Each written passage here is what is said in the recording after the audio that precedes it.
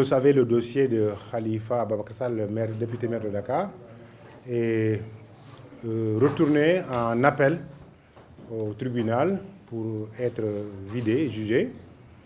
Et le collectif était mis en place pour aider à contribuer à sa libération par une campagne de collecte volontaire. Cette collecte s'est bien passée au niveau du territoire national, au niveau de l'extérieur aussi, avec des contributions qui passaient par des différents canaux dans ces comptes. Nous en avons ramassé des dizaines de millions de contributions volontaires, provenant essentiellement des populations sénégalaises, des couches populaires, des grands quartiers de Dakar et du Sénégal. Et nous continuons aussi la collecte. Et nous pensons donc qu'au moment où le dossier est retourné en appel, il doit être possible que le pôle des avocats puisse revoir la possibilité d'utiliser le dépôt d'une caution pour demander sa liberté provisoire, ce qui rentre bien sûr dans la droite ligne de ce que permet la loi, le code pénal et même la constitution sénégalaise. Voilà pourquoi donc nous avons pensé ce matin vous en parler pour que vous en soyez informés, mais aussi pour remercier en même temps toutes les bonnes volontés qui ont aidé à rassembler ces contributions volontaires qui provenaient des populations sénégalaises, africaines, ici et ailleurs. J'ai encore espoir à la justice de mon pays. Je continue à penser que la justice sénégalaise va rester debout pour dire et faire le droit. Mais je peux me tromper.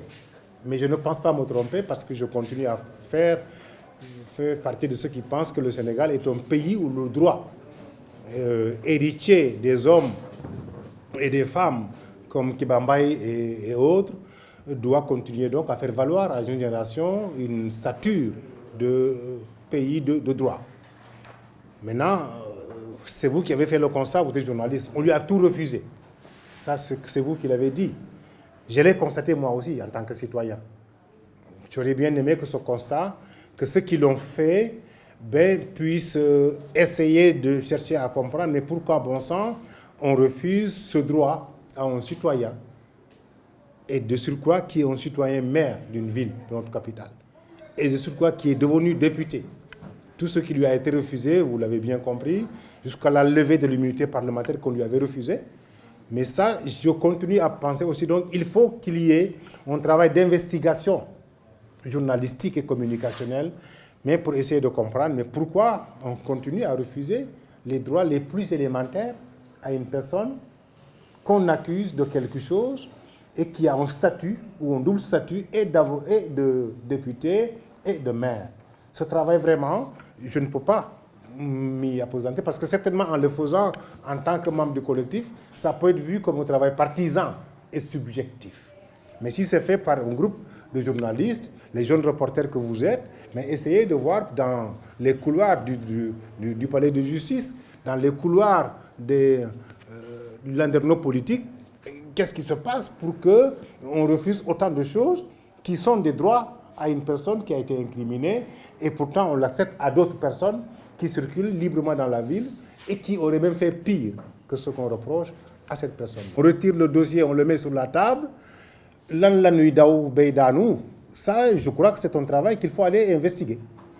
Et j'aurais bien aimé que toi, accompagné de deux jeunes filles journalistes, de d'autres autres garçons du collectif, du groupe des reporters, mais vous essayez de voir qu'est-ce qui se passe.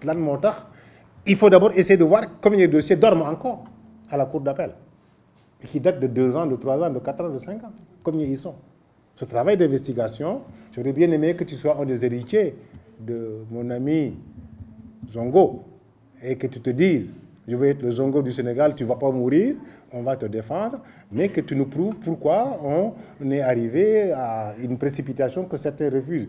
Ce matin, j'ai vu dans la presse quelqu'un qui refuse qu'il y a une précipitation.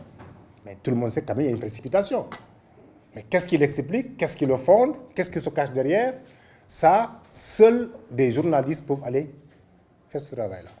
J'ai dit au début, et je ne suis pas seul, le dossier de Khalifa Ababacar Sall est un dossier de complot juridico-politique.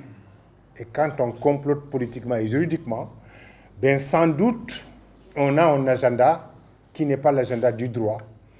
Ben, et ça peut expliquer cela. Mais ça, c'est mes appréhensions. Ce qui peut le prouver, c'est d'aller investiguer. Je vous demande d'aller investiguer.